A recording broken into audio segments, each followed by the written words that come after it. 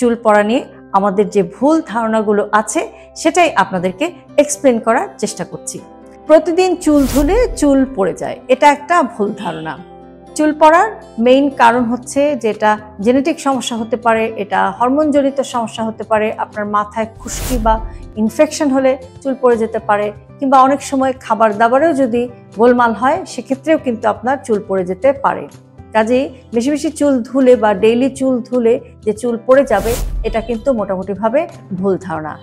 এখন যে গরম, আমাদের শরীর যেমন গরমে ভিজে যায়, ঘামে ভিজে যায়, ঠিক তেমনি আপনার মাথার তালুতেও কিন্তু এই ঘাম হয় এবং যেটা কিন্তু আমাদের স্ক্যাল্পের মধ্যে এই ঘাম এবং ধুলাবালি জমে স্ক্যাল্পে ইনফেকশন করে। কাজেই নিয়মিত চুল ধোয়ার চেষ্টা করুন, পারলে প্রতিদিনই আপনি চুল ওয়াশ করুন।